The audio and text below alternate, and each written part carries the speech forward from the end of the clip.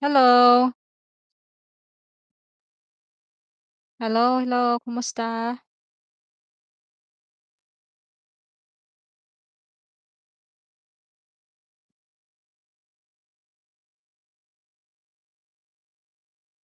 Okay, please stand by.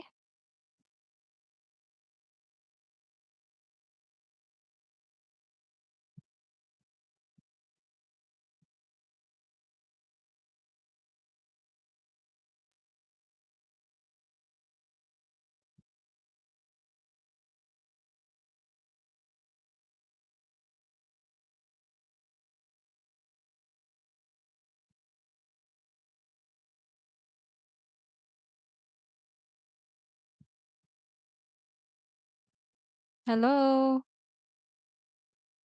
can you hear me?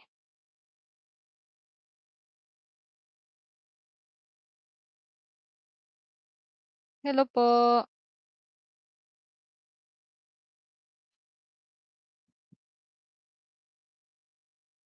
Hello po, can you hear me?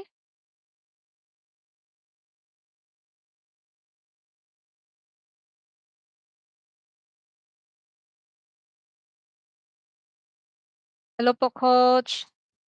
Kumusta po kayo? Magandang gabi diyan sa inyo. Mabuti naman po ako, salamat.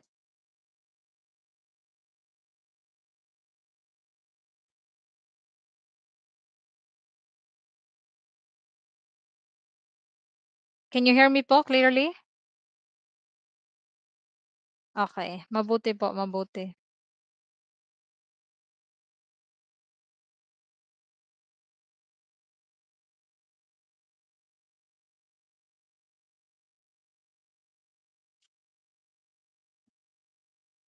Klaro, klarong-klaro, okay po. Mabuti naman, maganda yung connection natin ngayon. Okay, sige. So, for today's, live 'no, we will be talking about the subject markers. Naalala po ba ninyo po yung mga subject markers natin? 'No, ano ba yung subject markers? What are subject markers? Subject markers 'no, kasi in Tagalog, subject cannot stand by itself. So, we really need, no, subject markers to know that it's the subject of the sentence, 'no. So, we have, apat na subject markers. So, it's si, sina, ang, and ang mga. So where are we going to when are we going to use subject markers si and sina? Subject markers si and sina are only used to mark proper name. No, proper name. Si and sina. Okay. So proper name, 'di ba? So those are mga names that we're using just like my name. Okay, tama po coach, no? Proper names. Halimbawa, Ana. What else? Kevin, Charlene. So those are mga proper names. So C is only used for ano siya, singular, 'di ba? Singular proper name. Hmm. Tapos C and Sina are used for plural proper name. Okay. So, paano ba? How? No, we have simple kind of sentence. No, so just like yes po, tama po coach. No, plural si and sina. We're going to use it. So plural proper name. So and then take note that si and sina are only used to mark no proper names of people and animals. No, so only for people and animals. So we have proper names, 'di ba? Name of no things, no places, no pero, no it's another proper name that I mean another marker that we're going to use. So si and sin are only used for no proper names of people and animals. So halimbawa, so we have no simple kind of sentence. So we have the predicate subject. Predicate plus subject. So, for example, if you are going to say in English, Anna is beautiful. So, ano 'yan sa Tagalog? Ana is beautiful.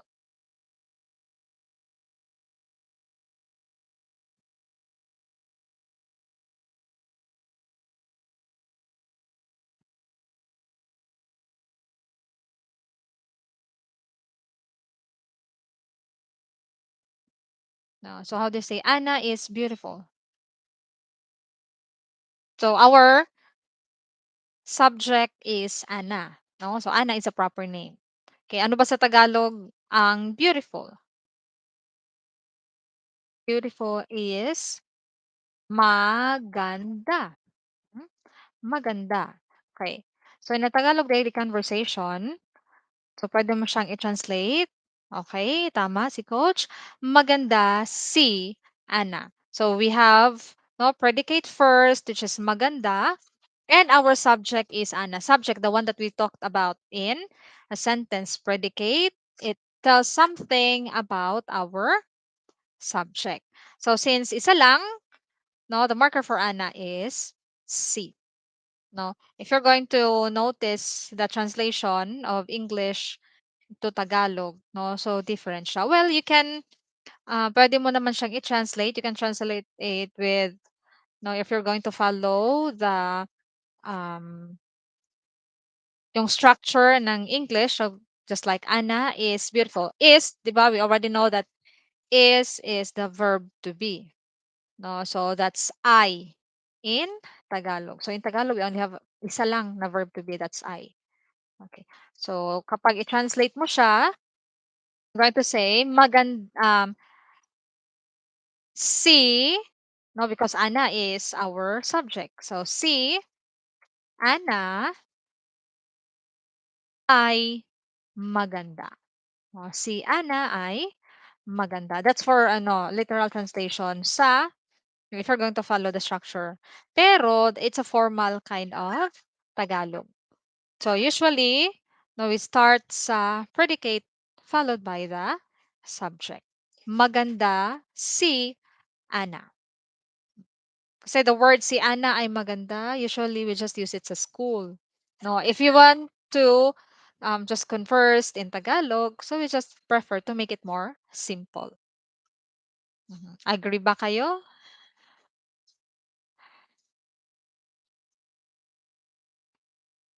Okay. So may ano ba, may tanong ba tungkol sa marker, subject marker na si?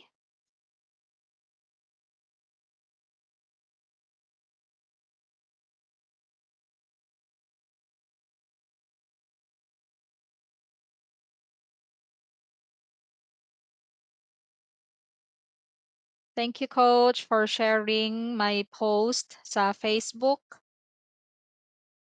Yeah, you can invite your friends para mag-learn. So here, we're going to start it some very basic. So, yung beginner, so pwede kayo dito. Okay, so this will be every Friday. No, every Friday, 9:30 to 10:30 a.m. That's Philippine time. Okay.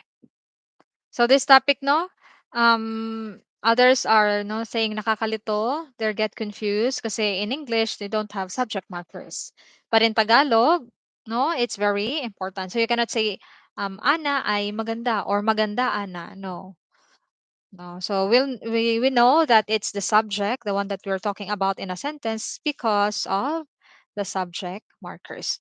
Okay, sige. So let's invite your friends, no, to learn. Okay. Sige, punta naman tayo sa, let's go now to, okay, sina. Sina, so meaning plural. We're talking about two or more, no, subject in the sentence. Okay. Si Ana ay maganda. What if, or Ana, maganda si Ana. What if, no, we're talking about two. or more. Okay, so we just use sina. Sina is the marker. For example, maganda,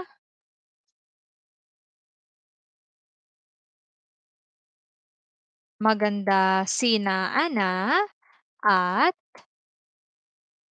ay, ano ba yung pangalan? Maganda sina Ana at Shane. Okay, for example. Okay. Or pwede din, so since we're talking about dalawang tao, so our adjective also will turn into plural. So magaganda.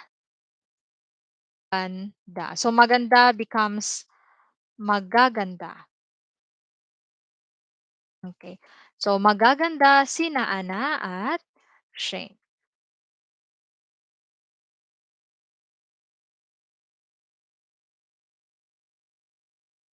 Magaganda sina Ana at, okay. No? So ano ba yung rule?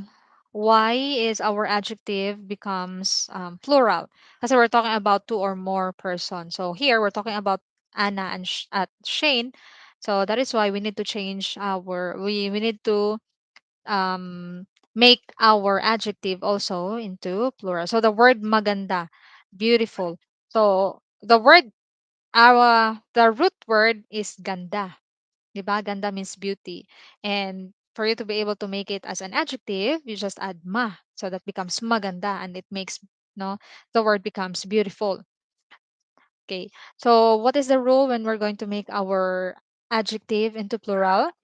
So the base of the word or the root word, ganda, no, will, no, we're going to double the first syllable. Okay. Ganda, no, the first syllable is gan, 'di ba? Two syllables lang. Ganda. The first syllable is gan. So we just need to double. Okay, since ganda has three letters, okay, so we need to double the first consonant and the first vowel. So the first consonant is G, the first vowel is A. So we just need to double ga. So we're not going to say maganganda. No, it's just magaganda. Okay, so we just need to double, no, GA, ga, first consonant and the first vowel. All right. Okay. So, and take note only the adjective na started sa ma, no?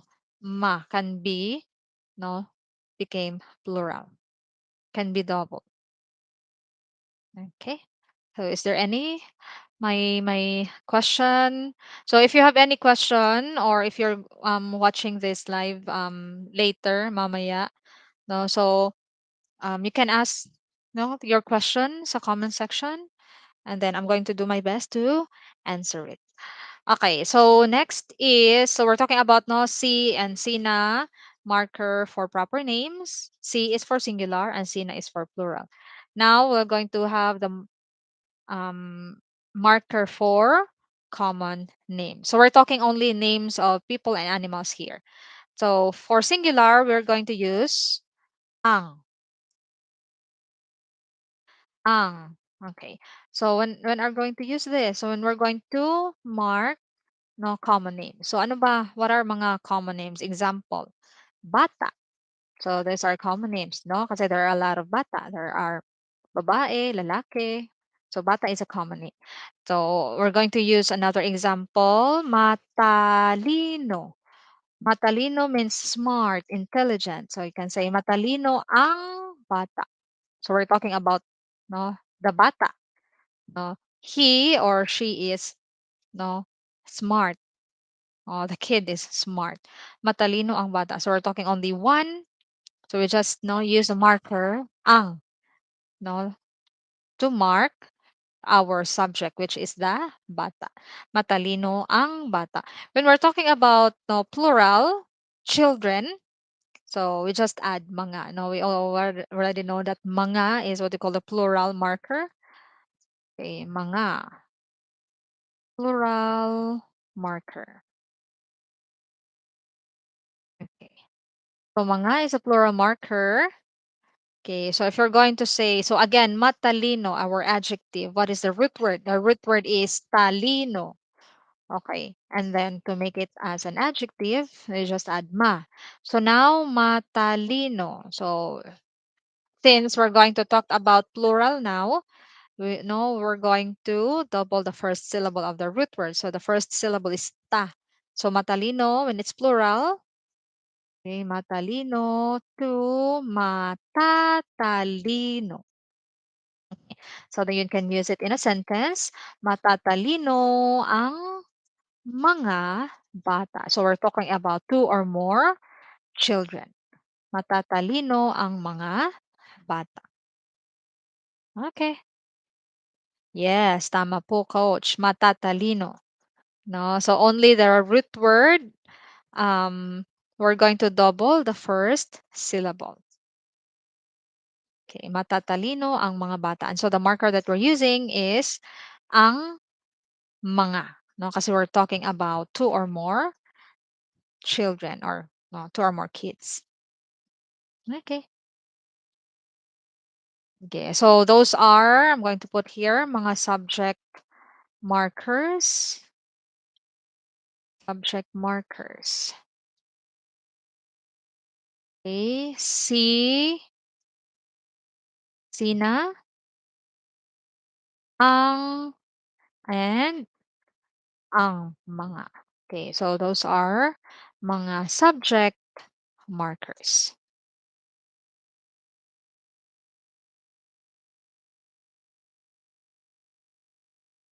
Okay.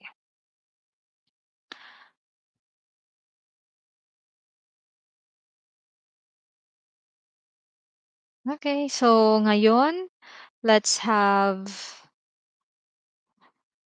okay, I'm going to let you translate. Okay.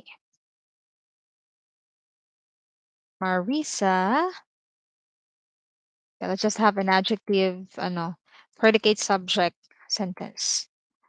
Marisa is kind. Ano ba yung kind?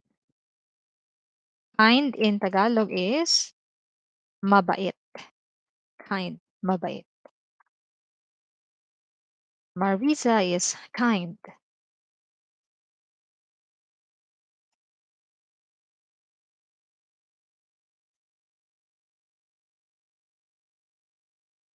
Oops, dali lang.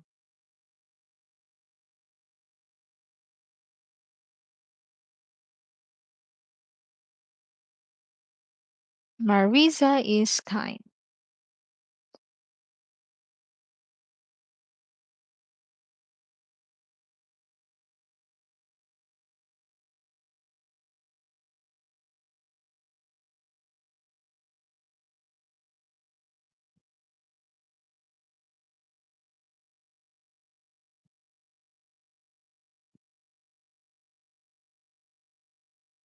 Mabait si Marisa. Okay, tama po, coach. Mabait si Marisa. Okay. What about um,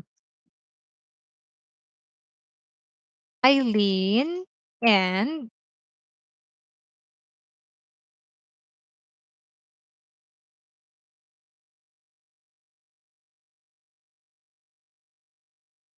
Marisa are kind. We're talking about dalawa, Eileen and Marisa.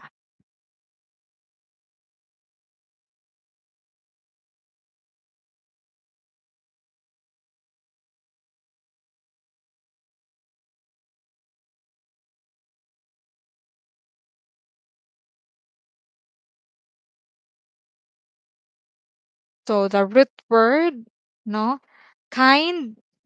Okay, the root word for kind is bait. Okay, mabait, it's already an adjective. No? So Eileen and Marisa are kind. So if you're going to translate it in Tagalog, so we also need to make our adjective plural, 'di ba?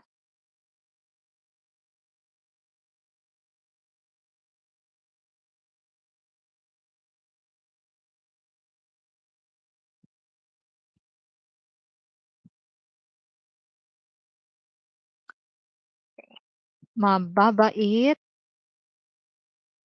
So the marker, because we're talking about two. Okay. Mababait sina. Okay, Elaine at Marisa. Okay, that's correct.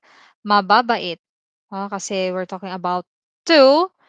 So we also need to make our adjective plural, and we just need to double the first syllable. So bait, bait, or mabait.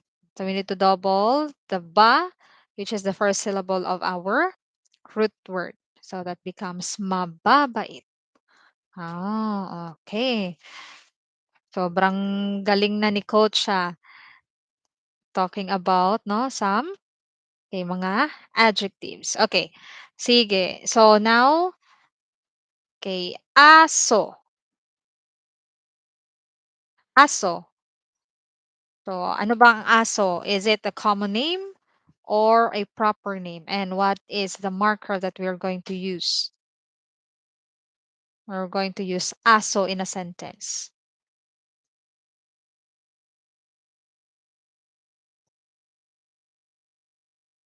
What's aso in English?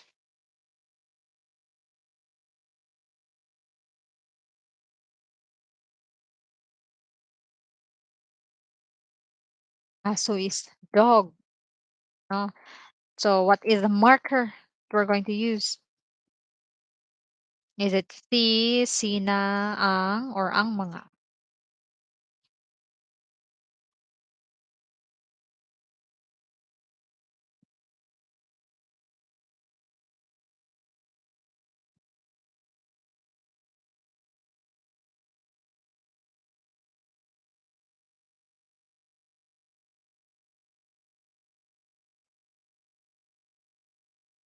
Okay. Ang, very good. Hi, Carissa. Welcome. Okay. So, okay, correct. Si Coach. Okay, at saka si Carissa. So, the marker that we're going to use is ang. No? Hello. Okay, so since aso is a common name. So, aso in English is dog. Okay, can you make a sentence using aso? So, we're talking about, no, isa. Isa lang muna.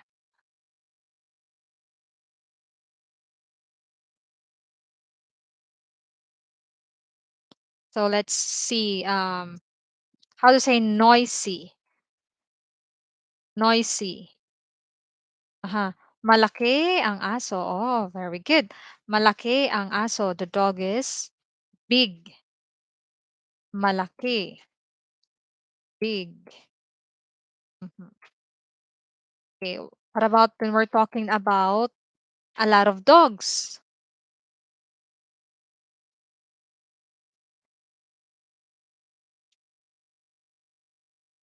Maraming aso. So what would be the marker now? And then our adjective. No, let's make it into plural.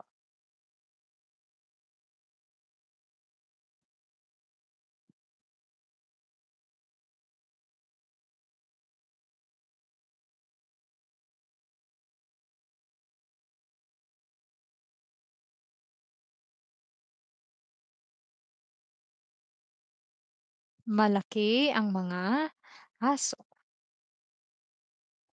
Alright. Malalaki ang mga aso. Okay, very good. Kasi no, there's a lot of dogs. And then our root word is laki. So we need to double the first syllable, which is la. Okay. Ma. Oh, so ingay. Noisy. Okay. Ingay, noisy. Okay. Sige, coach. Ingay. So that's the Tagalog for noisy. So the first syllable is ing, 'di ba? E. No, it's e and then ngay. Ingay. So we just need to double I. So I'll break it down. So I and then ngay. Ngay. Okay. So when we're going to make it into plural, we just double I. Maiingay. Okay. Maiingay ang mga aso. The dogs are noisy. Okay. So yung root word is ingay. So the first syllable is I. Maiingay, yes po. That's it. All right. Okay. Sige. So, alam po ba ninyo kung ano ang Tagalog ng, do you know the Tagalog for the word barking?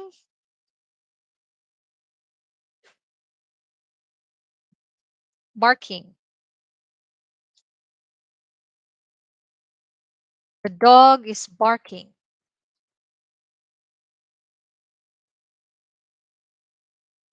Okay. Very good. The root word is tahol. Okay. Tahol. All right. So if you're going to use it in a sentence,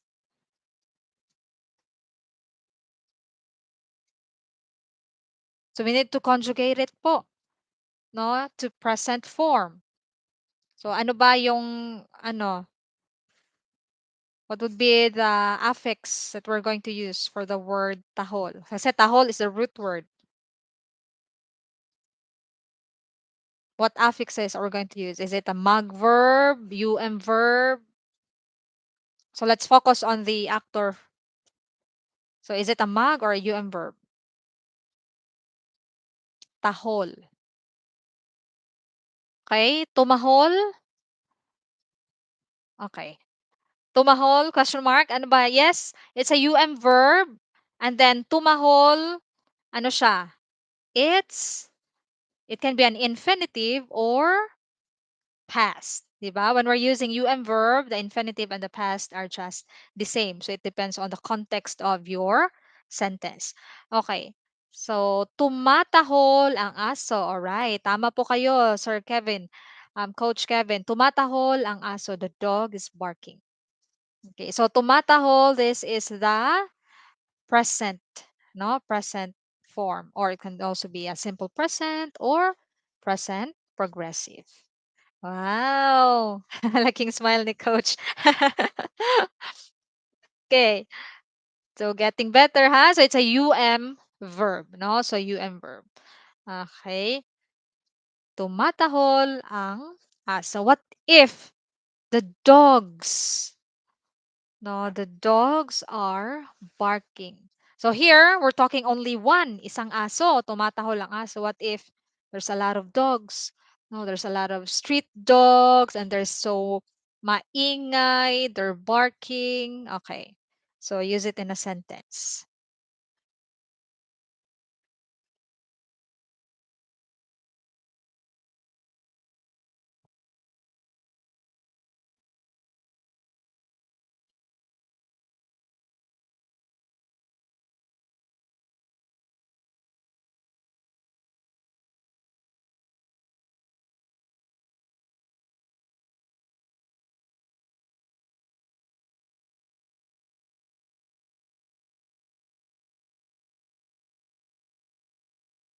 Okay.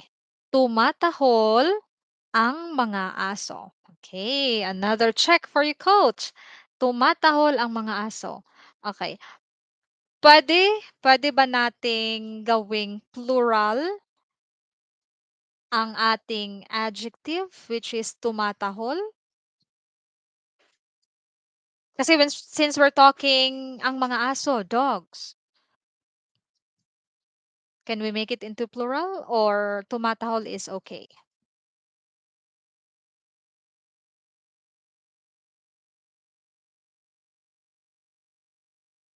Just like maingay, maiingay. So, pwede bang gawing plural ang adjective na tumatahol? Oo o hindi?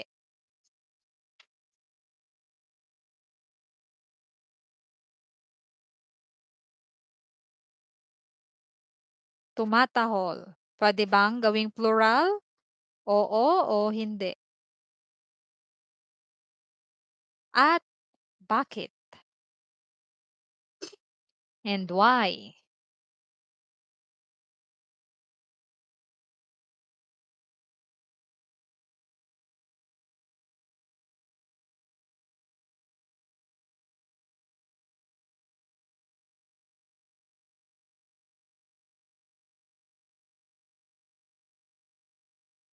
Is it oo o hindi? Can we make tumatahol? No, pwede ba siyang gawing plural or just the word? Tama na. Hindi. Okay. Hindi. Bakit po? Bakit hindi? 'Di ba the root word is tahol. Can we say tatahol? Kasi we double the first syllable. Or ano ba? Matatahol?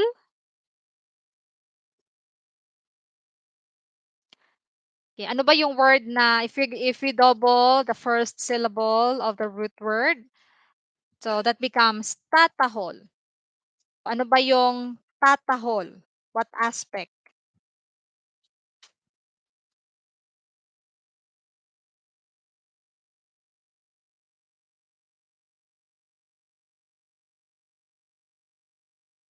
No? So as I explained earlier, na we cannot double the first syllable of the root word of the adjective, 'di ba? Kasi only those adjective that started with ma. So there's no word as matahol, no? So walang adjective na ganon, so we cannot no double it. At so even if it's no plural or singular, no, we just use tu matahol, no? And okay, ano ba siya? Um it's already a no, yung word na tahol, tumatahol, that's already verb. No, so only for no sa adjective lang to describe, used to describe our subject. Okay, so napunta na tayo sa verb. Now we're learning the conjugation. Okay. Yes po, tama po coach. Only ma, and that's only for adjective. No? And the word tahol, it's already verb. Verb na po siya. Okay?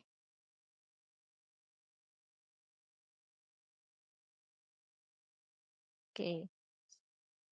Another. Okay. Ibon. What's the English of ibon?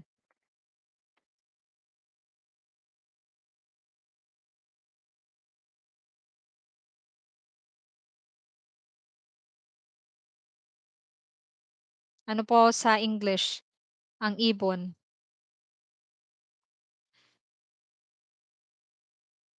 Okay, that's correct. Ibon, bird. Okay.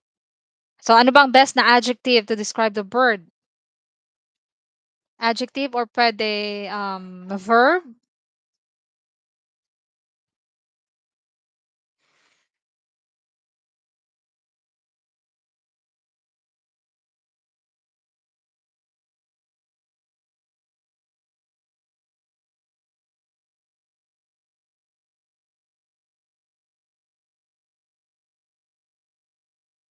Sandali lang po.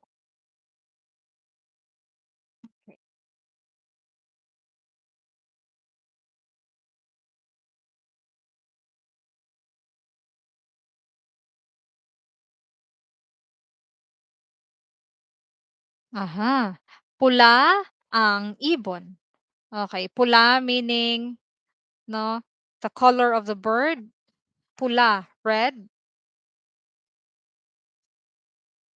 Pula ang ibon. The bird is red. Okay, opo, okay. So, pwede ba nating, gawing adjective ang word na pula to describe something?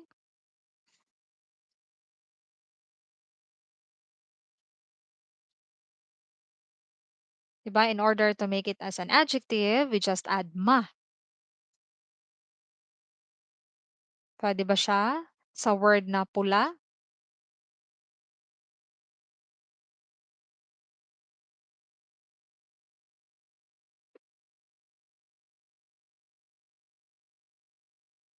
So, can you say na, "Mapula ang ibon."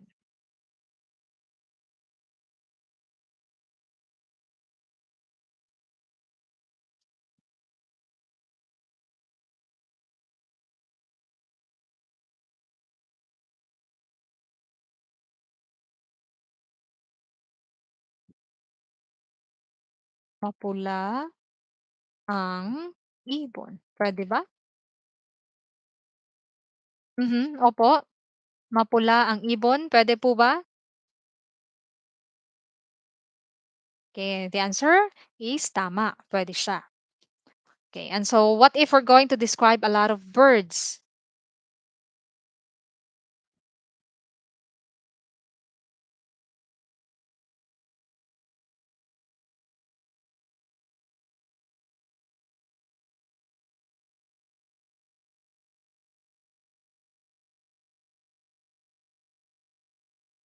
So, can we say, "Mapupula ang mga ibon"?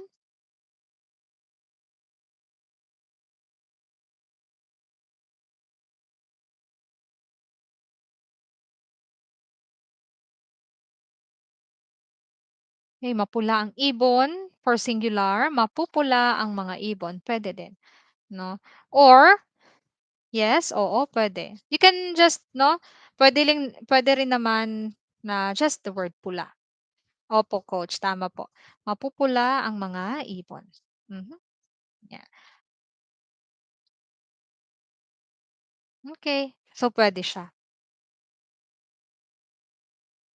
Okay, the root word is pula. To make it an adjective, we will just add "ma." Mapula. Then, para maging plural, we just double the first syllable of the root word. So, mapupula. Okay. Sige. What's the Tagalog? So, when we're talking about height, no, tall. It's the Tagalog of tall. So, talking about height.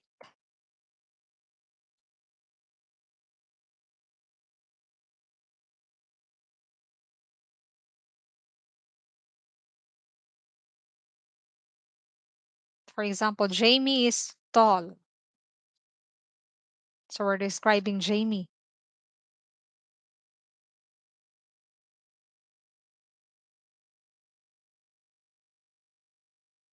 Ano sa Tagalog ang salitang tall?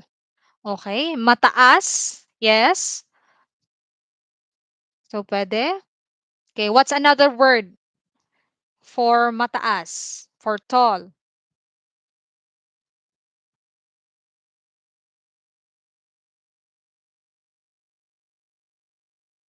So, height ng tao. We can still use mataas. Mataas can also be used, for example, if you're describing ano, mga building, tree, no, puno. So, puwede siya. Okay. Another word for tall is, okay, tama po kayo, Coach Kevin, matangkad. Okay, matangkad. Okay. So, alam na alam, Coach, no? Since 'no, gusto natin matatangkad yung mga basketball player. Okay, sige. So, Jamie is tall. So, paano 'yan? Eh, sa Tagalog, ano sa Tagalog? Jamie is tall.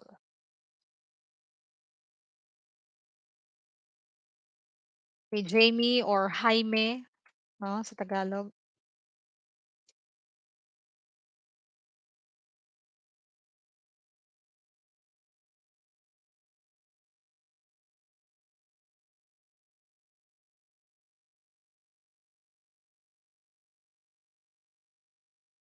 No, so you can use matangkad or you can also use mataas.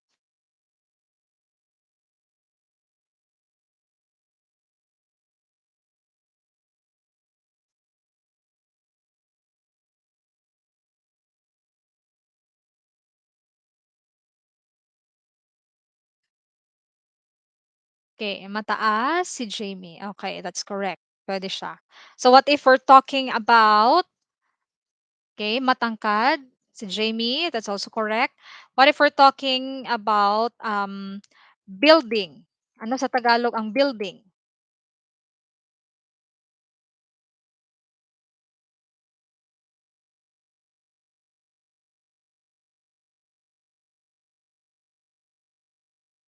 Ano sa Tagalog ang building?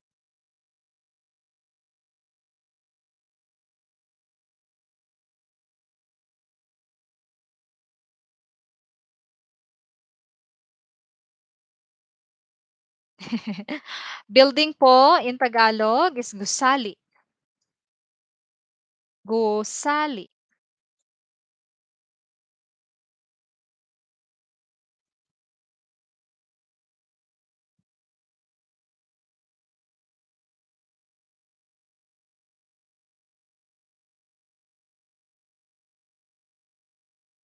Okay. Use gusali in a sentence.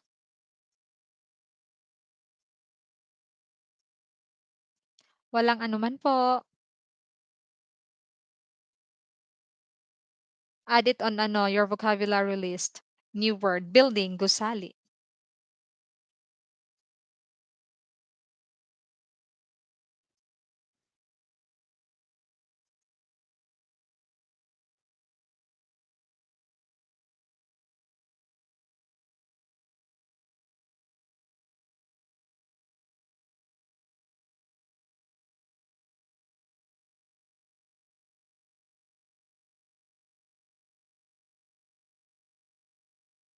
So, malayo na tayo.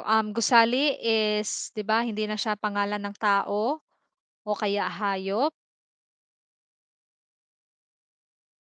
So, anong marker ang dapat gamitin?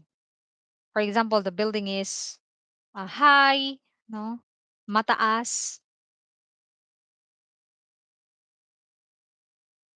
Okay, so since, no, gusali, hindi siya pangalan ng aso, hindi I mean, hindi siya pangalan ng hayop, hindi siya pangalan ng tao. So, the marker that we're going to use, no, is ang. Okay, mataas ang gusali. Mataas ang gusali. So, ang mga, okay, tama, Kariza, mataas ang gusali. So, ang mga, they can be used to mark a common name of people or animals, but also used in marking a proper name or common names of things. Huh? Bagay, ano pa, pangyayari, events, ano pa. Luma ang gusali. Wow, that's another um, word, another adjective to describe the gusali. Luma means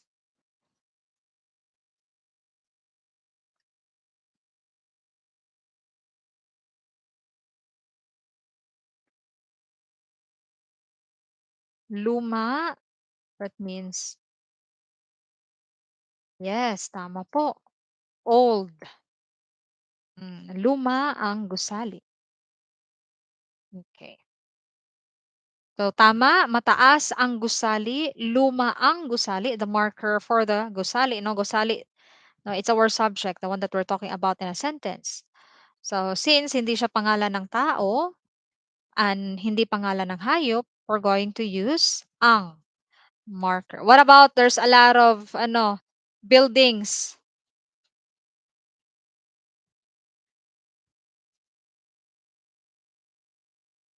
Sige, ano, Kariza, you're going to make, ano, your sentence into plural. So, mataas ang gusali. Paano siya sabihin when we're talking about, no, two or more buildings? Tapos, coach, luma ang gusali. What if we're talking about a lot of buildings too? So, the word luma, pwede ba siyang i-double?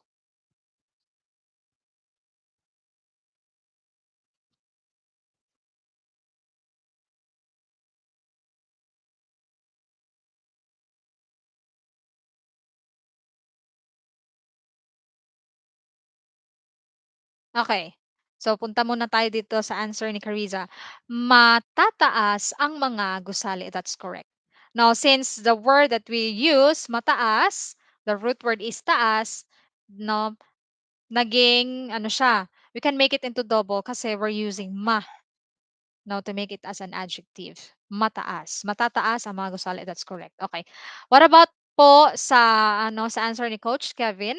Luma ang gusali. Can we say maluma? Hmm? There are word, 'di ba, na if we're going to put ma, no, hindi siya nagiging it can be, no, it can be an adjective. Pero in this case, hindi siya pwede na, no, you're going to use it to make the word into plural. Okay. Maluluma, the meaning of this is the building, no, magiging old siya. No, it will make, no, to be old. Maluluma. Mhm. Hindi siya naging plural. So the word for luma, if you're going to make or if you're going to describe the buildings, no, you can just use luma. And then we have the mga, to ang mga, to mark, no, the buildings kasi we're talking about, no, two or more buildings. So you can just say luma ang mga gusali. The word maluluma ang mga gusali, it makes the building, no, to become old.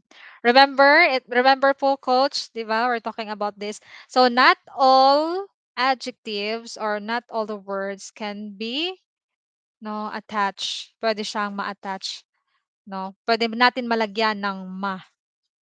No, so hindi. So ito pwede, pero the meaning is different. To become. Maluluma ang mga gusali, to become old. Okay. Naintindihan po ba? Okay. So yung taas, no, so pwede siya since we already use mataas ang gusali to describe one building. No, so since naging, no, we started sa ma, so if we're going to make it into plural, so you can just double matataas ang mga gusali. But for luma, luma ang gusali, so since we just used luma to describe the gusali, no, we didn't say maluma. No, so hindi. So luma ang mga ang gusali, if we're going to make it into plural, you're describing, no, buildings, luma ang mga gusali. Okay. Okay po, coach? Luma ang mga gusali. Sige. Alright. So may tanong ba tungkol sa paggamit ng mga markers? No, we're only subject markers for now. So may tanong ba? May any clarification? No, parang review na. I think this is the very ano first lesson that we had. No. Like first na lesson um ano ba? Kasi we had the mga greetings, no? Like ano lang sa basic. Okay. Sige, wala nang tanong si Kariza. Si coach, may tanong po ba kayo, coach? Okay, wala na din po. Alright, sige. So, maraming salamat po sa pakikinig, no? It's a very ano nice interaction between sa inyo. So hopefully sa susunod no? You can invite, no, more friends, no, to join our session para mas ano, mas dumami tayo, no? So, this is ano, pa-view na din, no, para sa mga nakaraang ano natin, lesson.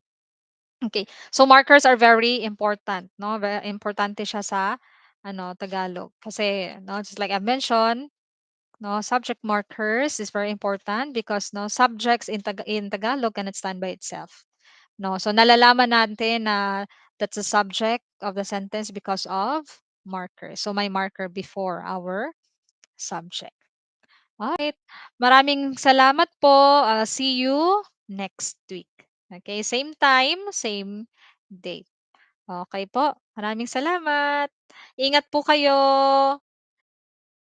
Ingat, ingat. Maraming salamat. Kita tayo sa susunod. Paalam. Bye-bye.